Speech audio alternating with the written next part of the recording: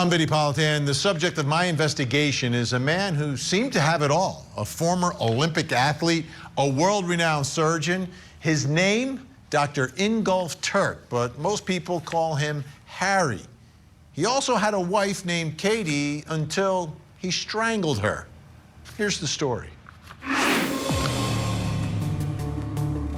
Dr. Ingolf Tuerk, once a celebrated urologist renowned for pioneering work in robotic surgery, held esteemed positions, including Chief of Urology at St. Elizabeth's Medical Center in Boston. His career, marked by life-saving procedures and medical accolades, painted the portrait of a dedicated healer. However, this facade crumbled in May of 2020 when Tuerk was accused of a heinous act, the murder of his wife, Katie McLeans. The 45-year-old's lifeless body was discovered submerged in a pond near their Dover residence, weighed down by rocks. During his trial, Tuerk took the stand. He recounted a night steeped in alcohol and conflict, culminating in Katie striking him with a glass. In his words, he snapped, claiming to have blacked out as he fatally gripped her neck. This tragic downfall from a life dedicated to healing to standing accused of such a grievous crime has captivated and horrified the community. So what exactly happened when Harry Tuerk took his hands, the hands of a surgeon, and put them around the neck of his wife, Katie McLeans? Well, there's a couple different versions of it. I want to begin and play for you what prosecutors say happened, and then take a listen to what the medical examiner said as well. This evidence is not consistent with a single blow from a glass and a quick grab to the neck that caused death. I would suggest to you what this evidence is consistent with is a violent struggle. A violent struggle as Katie fought for her life in that bedroom. And the extensive injuries to Katie's head and neck described by Dr. Matthews are just further evidence of that violent struggle for Katie's life that occurred inside that bedroom. It just shows that there was a great amount of force put on her neck, on both sides of her neck. It suggests that there was something that went all the way around the neck to cause injuries to both the front and the back. This is obviously domestic violence at its worst, right? At its absolute worst, where a life is taken. Two people that, and we've seen other stories and other cases like that, where there's a level of toxicity between a husband and a wife. A couple that is together, and when it ends in a fatality, that's when you end up like we end up here. This is a murder trial. Now, there's a lot to this, right? But that's one side of the story. Let's get to the first question in our investigation, and it's taking a look at the other side. What is Harry Tuerk's story, or Dr. Harry Tuerk's story, or Dr. Ingolf Harry Tuerk's story? Because he's got a story to tell. He's a big guy, by the way. He's an Olympic athlete. I think he was performing for East Germany before the wall came down years ago. But he's a big, strong man. So joining us to help us through all this, body language expert, host of the new podcast, In the Driver's Seat with Janine Driver. It is Janine Driver, and former homicide detective with more than 20 years of experience working homicides and high-profile cases. Phil Waters is with us as well. So glad both of you are here to get your perspectives, because what I want to do is I want to play Harry Tuerk testifying in court. Janine, I want you to take a look and a listen to the body language, how he's moving, and then Phil, I want you to use all your experience in speaking with all of these suspects through the years and give me your take on his story, what makes sense, what doesn't make sense. So are you both ready? Ready. Got it. Absolutely. Okay, so here is Harry Tuerk explaining and admitting, but explaining how he killed Katie. I snapped. I kind of blacked out. What did you do? I grabbed her. Where?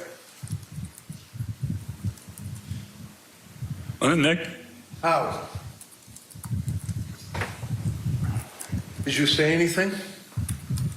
Oh, What did she do? she just flailed around, and then she kind of flailed around and fell. We fell on the floor together, I think, because that's when I came out of my blackout. That's where we were on the What floor. happened then? She was not responsive. She was, passed out, and I asked her, Katie, come on, please, Katie, wake up. Please, Katie, wake up. I wanted to kill myself. What happened then?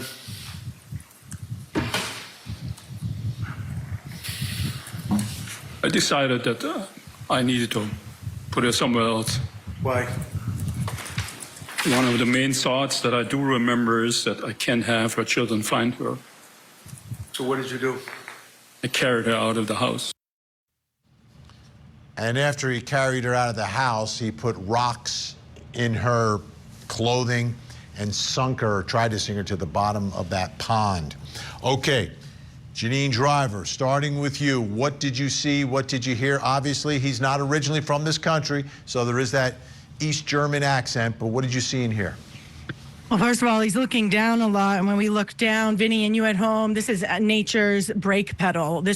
He's stopping visual impact. And when we do that, it allows our brain to process information, what we're thinking about. It's connected often with a shame or guilt, emotion, submission. But yet we had Susan Smith do the same thing, looking down when she, murdered her 2 young kids and put them in a car and drowned them. We saw her looking down. So this is also connected to this self-serving, self-soothing part of our, in serving part of our brain. This is what's interesting with his words here, Vinnie, and you at home, which is this. He says numerous times, this is what I remember. What I remember is this. And it's often called giving evidence before it's asked. He's saying this a lot. When someone tells me, here's what I remember, the first question I'm thinking, Vinnie, and you at home, and Phil, is, what don't you remember? Because it's unnecessary for him to say that. He could just simply say, I woke up, I did this, I said that. Now, it is interesting, he said we fell to the floor. We implies a relationship still at that point. So for me, we do see authentic sadness. We don't know if he's sad because he's in this situation or if he's feeling guilty or some shame about what he did. But the language certainly hitting home, this is what I remember, this is what... Lance Armstrong, really quick, Vinnie. Lance Armstrong went on Oprah to admit cheating and taking steroids, and he said before the Oprah interviews aired, he said to the AP press, I told Oprah to go wherever she wants and be open, honest, and candid. That's all I can say. As soon as I hear someone say that language, I say, great, what can't you say? What don't you remember? And we're not hearing that question here. And just a quick follow-up, Gene, how about on the 2 key issues here, the blacking out and the snapping? Like he snapped, I blacked out. Yeah, so I is ownership. I mean, oftentimes when people lie, they won't say an I, they'll say a you statement. You had too much to drink. You get in a fight with someone. You wake up, you forget things. He's not doing that here. He does say I, which is ownership, which leads me to believe it possibly could be true. There are no, for me, deceptive hotspots right here out of the gate just yet, but we do see some in a bit. And again, we don't know what the catalyst is for what we're seeing and hearing right here. Okay. But language and body language matches up with someone that could potentially feel guilty. Phil Waters, what did you see? What did you hear? What didn't you hear from this defendant? Well, great to be with y'all, Vinnie. I will tell you, you kind of, as a detective, I'm going to do a psychological autopsy on a guy like him and on all my suspects. But, I mean, look, the guy gets drunk, he gets married to a gal he meets in Vegas 18 years his junior in a drive-through chapel. What could go wrong, right? I would say in regards to the testimony here, look, when he gets to the point about forgetting or blacking out, I had a case like this. Husband strangles his wife and claims alcoholic amnesia. And so he's running you right up to the event, and then he does not want to talk about what happened at that point. And then he will tell you what happened after she's dead. Now, his big mistake here, I think, he's obviously trying to mitigate this thing. He doesn't want it to be a murder. He doesn't want to be convicted for murder. I don't know if they have a lesser included of manslaughter in this particular case, but He's trying to mitigate what happened, and that's understandable. I don't detect any deception here. There may be some aversion of not wanting to talk and tell the whole story. But the big problem he's got is the way he responded to what he did, which is tampering with that evidence, that body, and taking it to the pond, weighing it down, and throwing it in the water. That's his biggest problem, and that's a hurdle I don't know if he's going to be able to get over. I mean, he can explain this as a crime of passion, at a moment of passion, and that would be fine if he hadn't put her in the pond. All right. Phil Waters, Janine Driver staying with us. We'll see them later in the program. Coming up next, what is TUERK'S defense? There was a lot of confusion, a lot of shock, a lot of grief. Confessing to a murder on camera. We're here to try and understand the mindsets behind your actions in this case. It sounds like you lost control of yourself. Not at all. No, not at all. I'm done with this interview. That's so conniving. Do you understand that? I'm your worst nightmare, David. Interview with a Killer, a special 2-hour season premiere, Sunday, 8 Eastern and Pacific, only on Court TV. There was a lot of confusion, a lot of shock, a lot of grief. I just went through a trauma myself. I mean, it was a very traumatic event. I just was in shock. The event was traumatic to you. Yeah, I didn't like to cause death of another human being. I spent all my life to save lives. It's incredible here, right? You're talking about a surgeon. A surgeon. And we always talk about the hands of a surgeon, right? You know, sometimes you shake hands with them. Their hands are really, really soft, and they're so delicate and so precise, and they can do all these things. Well, the hands of this surgeon took the life of his wife. He's admitted that. The question is, what exactly is it? Take a listen to what prosecutors say it is. Ladies and gentlemen, I suggest that is not heat of passion. It is not self-defense. It is motive to kill. And the defendant's text to Kurt Pfannenstiel after the murder is further evidence that the defendant did not snap and kill Katie and then instantly regret it like he wants you to believe. That text shows his constant and enduring belief that Katie was a vindictive devil, and it shows his motive to kill her, to get rid of her so that he would not have to go through another divorce and he would not lose his house again. He had a choice to stop as she was fighting, and he did not. In those moments, he made the choice to keep going and to kill Katie. And I suggest to you that is intent. Like every other trial, there are two sides, two arguments to be made in all of this, and that brings us to the next question in our investigation. What is TUERK'S defense? Right? He's admitting taking her life, but what exactly is his defense, and how are they trying to prove it inside this courtroom? Joining me, Court TV field reporter Cody Thomas and Massachusetts criminal defense attorney Joseph Krowski Jr. All right, great to see you both. I'll start with you, Cody. So what are TUERK and his defense team, what are they saying? What is their defense here?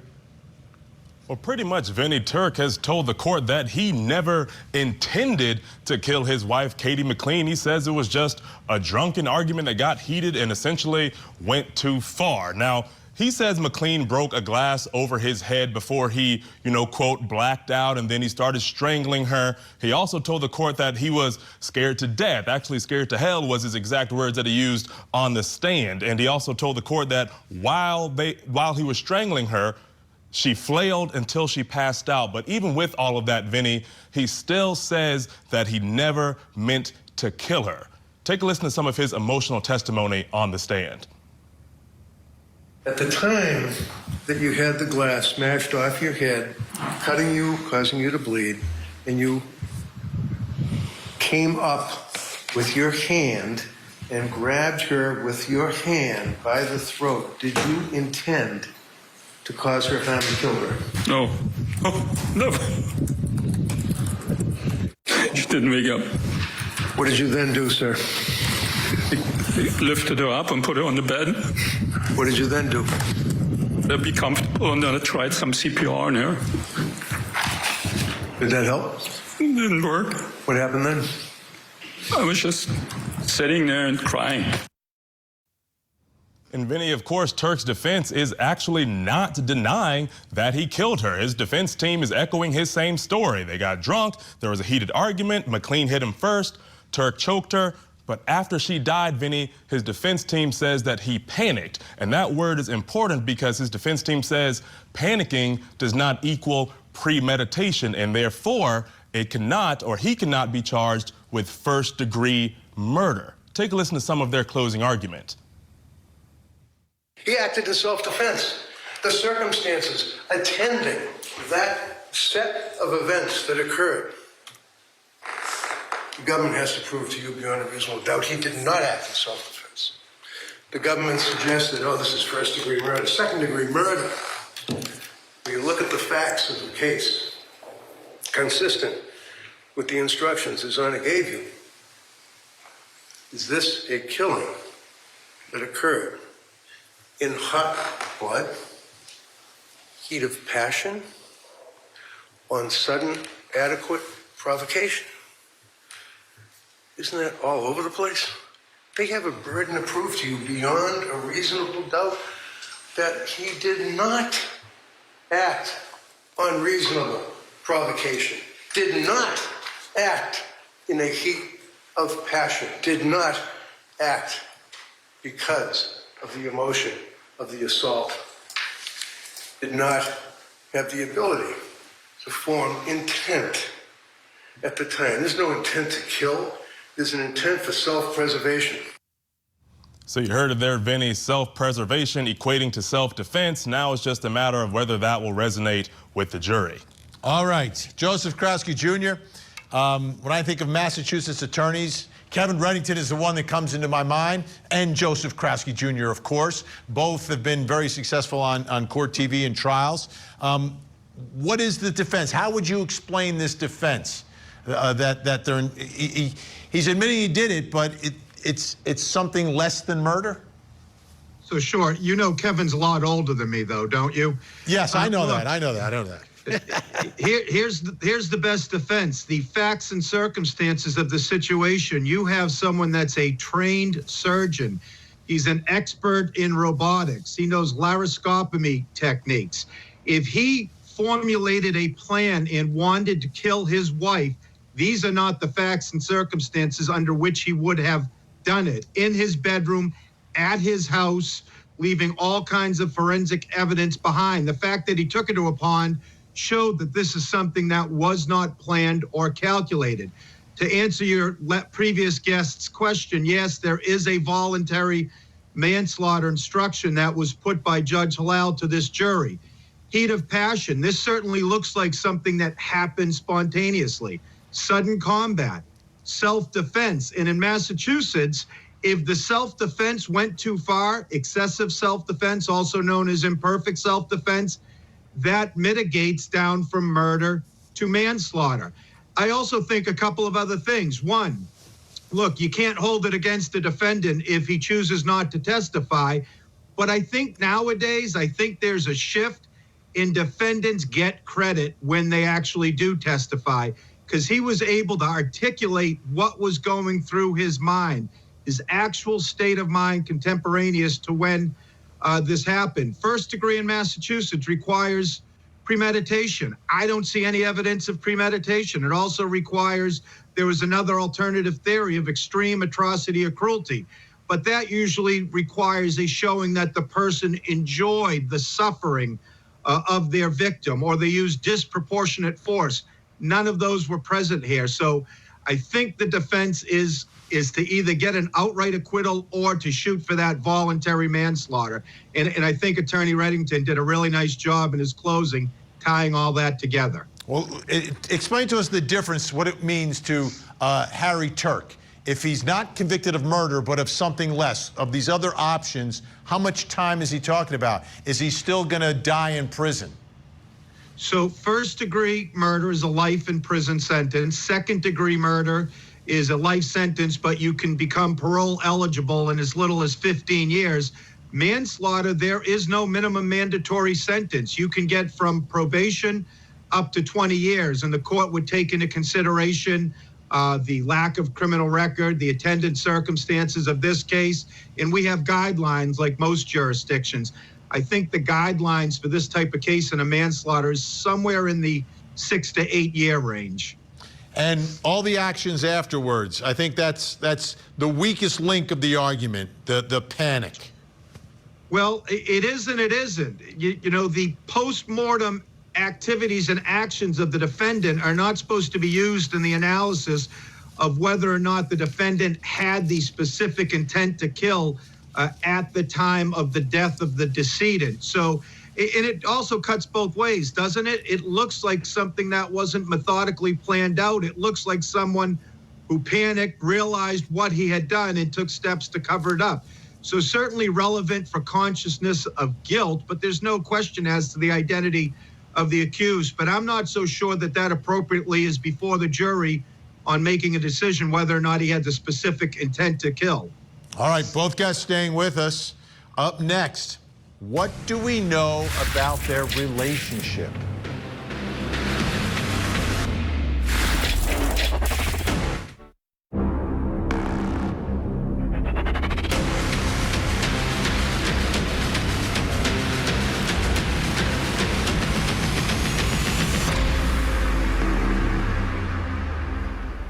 I'm Vinnie Politan. We continue our investigation of Dr. Ingolf Harry Tuerk, a surgeon who used his hands not to save a life, but to take a life when he strangled his wife Katie to death. Here's the story.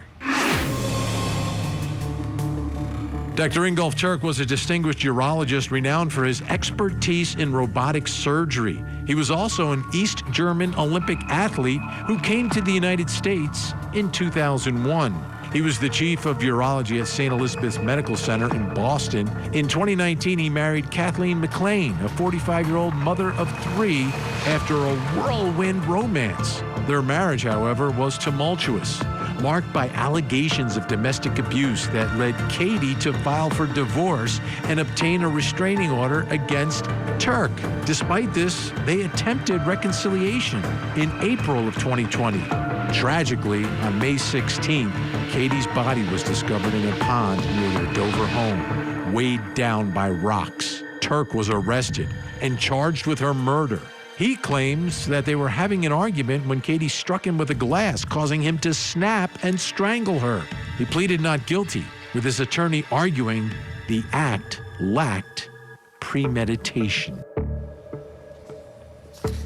It's a very tragic story on many levels and unnecessary, right? Two people, they're toxic, the relationship's not working, just go your separate ways.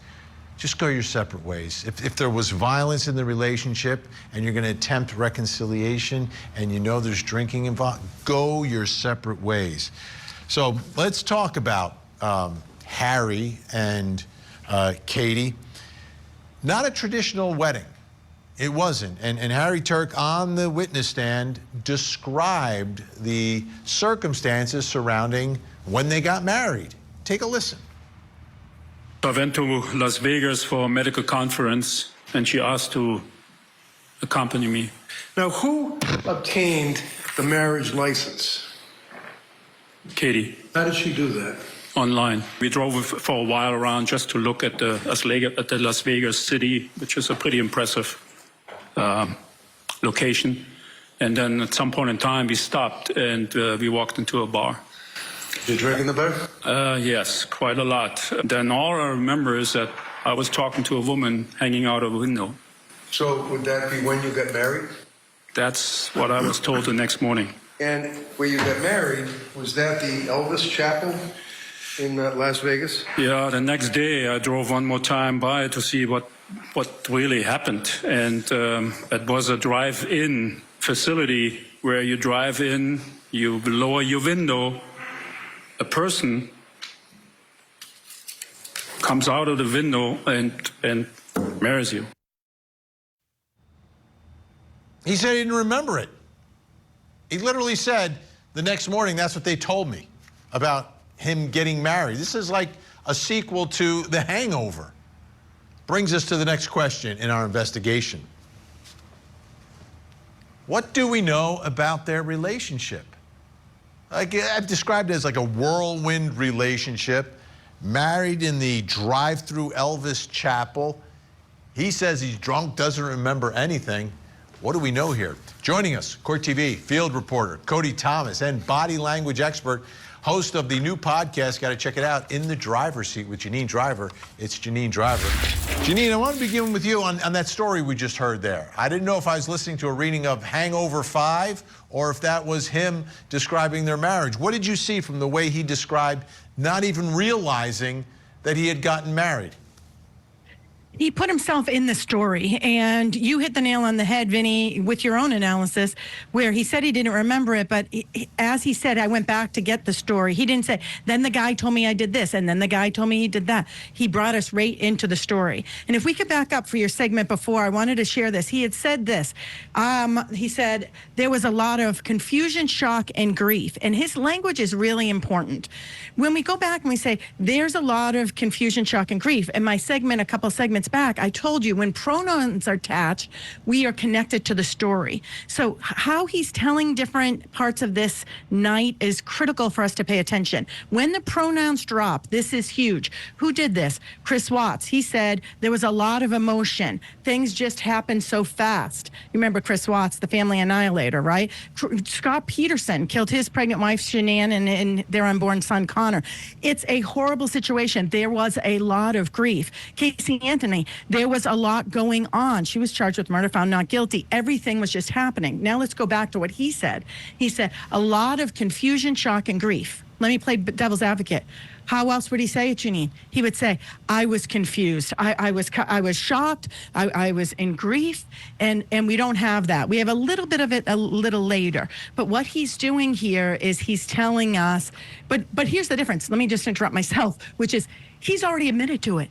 Like when we had Chris Watts saying it, this is before he admitted to killing Shanann and his two young daughters, Celeste and Bella. When we heard Scott Peterson do it, he never admitted to it. So he is admitting to it. I don't think it was premeditated. I do think it just happened in the moment. And I believe, like you said here, Vinny, there are parts of the story he remembers that he's not sharing with us. And I said this in the first segment you had me on, which was what? When people say, this is what I can tell you, here's what I remember, this is what I know. The first thing I say as an entrepreneur and a business person, retired federal law enforcement with ATF, is great. What don't you know? What don't you remember? And what can't you say? Cody Thomas, what can you tell us? I've got to be careful how I ask the question, but what can you tell us about the history of Katie and Harry?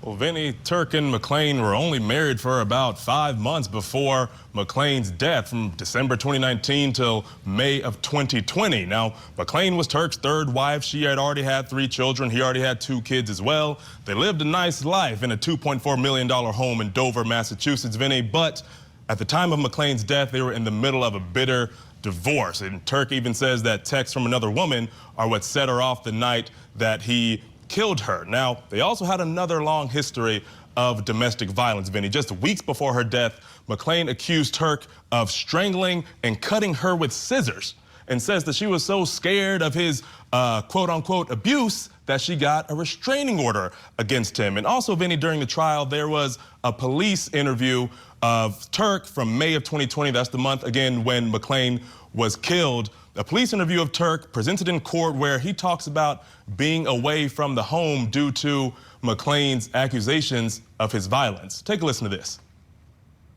Why are you staying away from the house? As far as I understand, because of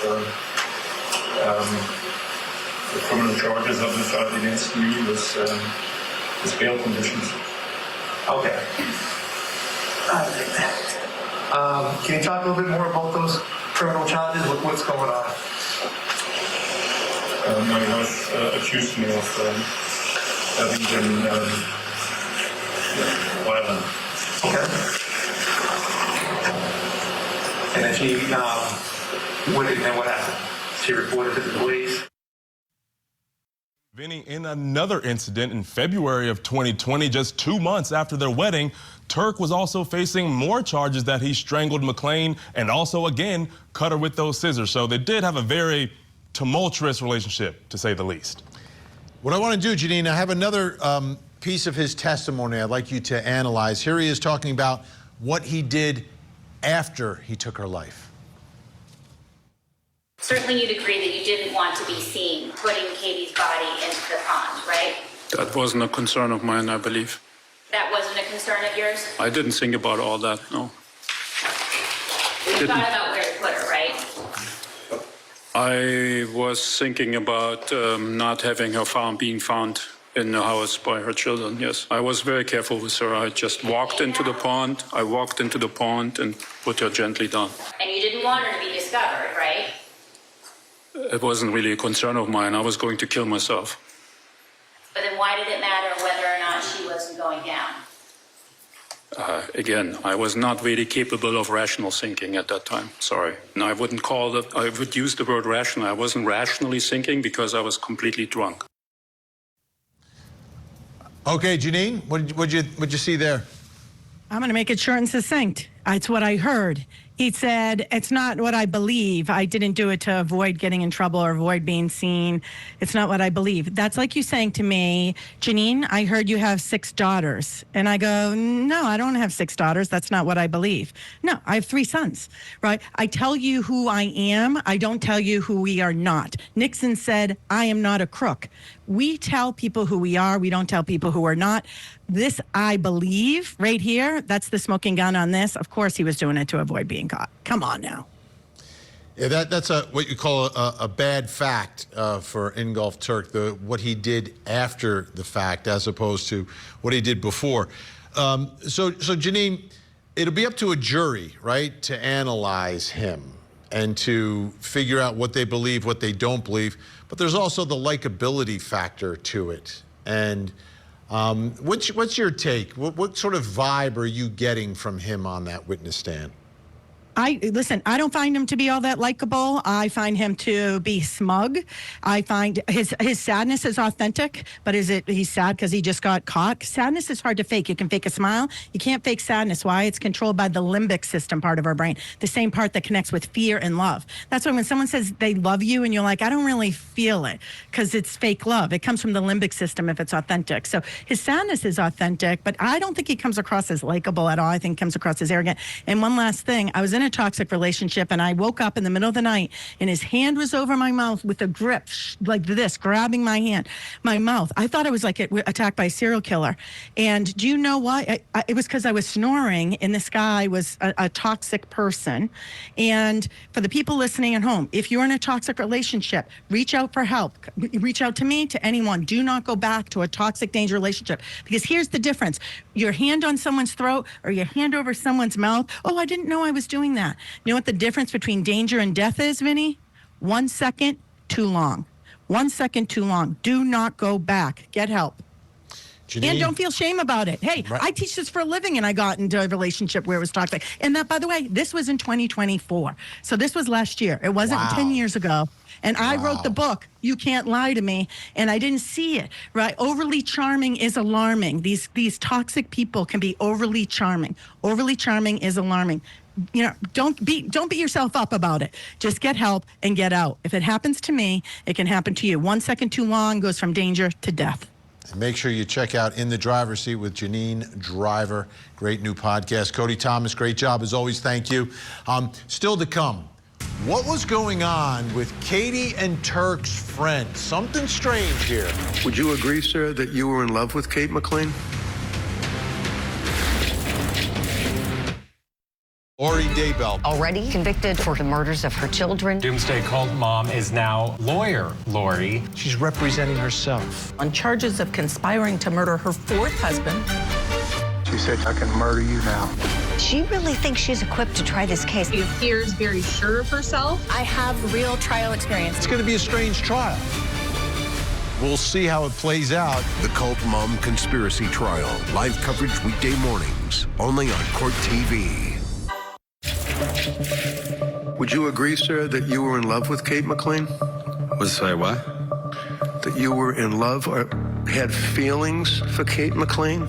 Just as friends. Just as friends. Do you recall, and this would be on May 7th, page 1639, texting her, I think you and I are feeling the same. And then you texted again, hello, and then you texted again. Do you understand what I'm saying? Just friends. He looks a little uncomfortable, like very uncomfortable in that moment. That's Kurt Fannin Steele. Kurt Fannin Steele. He was friends with Harry and Katie and would communicate with both of them.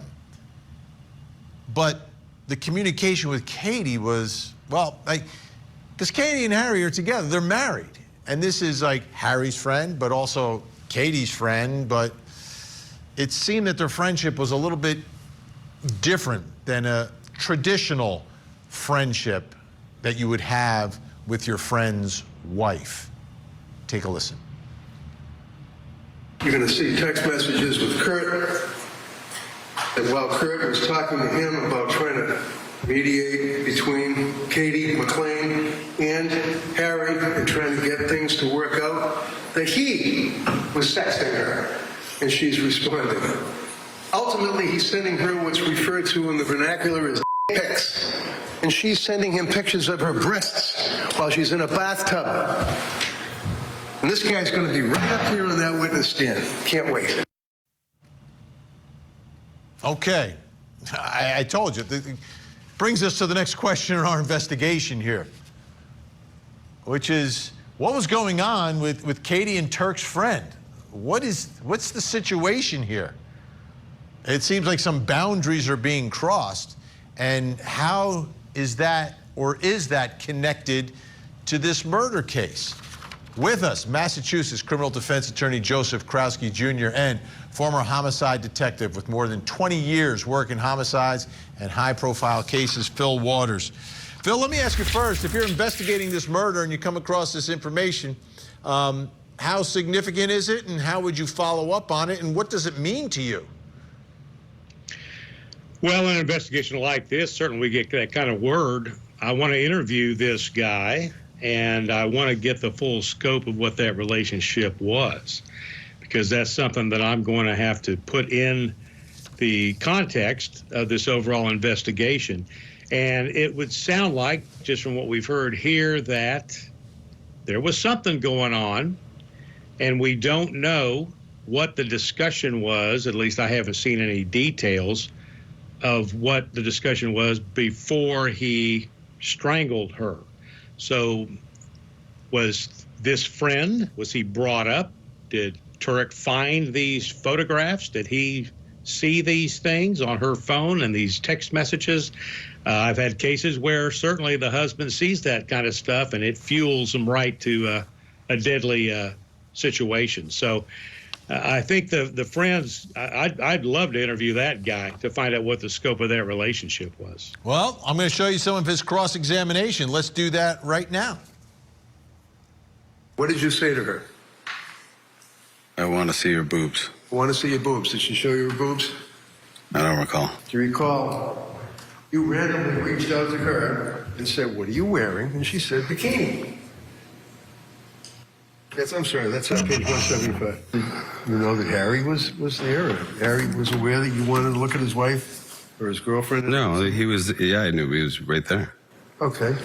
So was he aware, to your knowledge, you wanted to know what he was wearing? I have no idea. Objection. Wait, sustained. Do you have any memory, sir, as to how many times that she, during that period of time, would ask you if you want to get drunk with her? No, I don't recall. There were times, though, right? What? There were times that she would ask you, come over, let's get drunk, things of that nature. I don't recall that. Okay, Joseph Krowski Jr., what was going on here? And more importantly, how does it impact this case, this trial, and this jury? Well, I think obviously it's very helpful for the defendant, isn't it? Because we've been talking a lot about his state of mind. What about her state of mind? Prior to meeting her. He was living a good life. He had that nice big house. He was driving his Harleys. He was took a job over in Germany to, further his career. And then he meets her. And we've got to put some things in context, right? The restraining order she took out a day after he was trying to file for divorce. There was texts that she had sent saying, "Do I get the house if he dies?" Now you add this to it, and it looks like certainly her heart really wasn't in it with him. A really compelling point. There was that blood stain on the bed, and during the evidence from the forensic people, there was 3 YSTR samples on that. That's male DNA. So there was 3 different male-generated, probably spermicidal DNA samples on the bed leading up to the day when she was actually killed. Look, optics mean a lot too, right? Jurors aren't lawyers. Sometimes they don't delve too deep into the technical, and likability becomes a factor. This might just be one other thing that helps mitigate the case down from murder to manslaughter. Yeah, Phil, I think the thing it really tells us is that this was not a happy marriage. It was a whirlwind drive-through marriage, as we've learned. And to me, that paints a picture. I don't know why they didn't just go their separate ways. Something kept them together.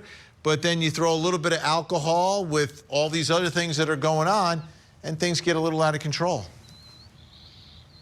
Well, I would imagine what kept her together with him is going to be, how much am I going to get if this divorce thing happens? Do I get to keep the house, is what we've already heard. So, she's got motivation. She meets this guy, like I said, in Las Vegas, and goes to, he's drunk. They go through a drive-through chapel, and here we go. So this thing was doomed from the beginning. I don't think there's any aspect of this thing other than just a moment of intoxicated lust that brought them together. And when a relationship starts like that, it's destined for failure in the end. We have about 20 seconds here, Joseph. What are your thoughts about him as a doctor? Is that a disadvantage in front of this jury? Will they have higher expectations for a doctor than someone else and hold it against him? I don't think they'll hold it against him, but he's not just a doctor, right? He's a surgeon, and it seems like he's world-renowned. I heard one of your other guests say that he came off arrogant, and maybe that's part of it, maybe culturally. He's German, he's imposing, he's big, he's very confident. They might hold it against him, but that's why I also think it was imperative that he testified, because I think he showed he humanized himself by doing that. Joseph Krowski Jr., Phil Waters, 2 of the best. Thank you both so much. The downfall of Dr. Tuerk, it's tragic, but the death of Katie McLean is the real tragedy here. This couple had issues. There were many warning signs, but it was ultimately up to the doctor to walk away. He was much bigger. He was much stronger. He should have followed his own professional oath and first do no harm. But he didn't, and now his life is ruined, and Katie's is over. I'm Vinnie Politan.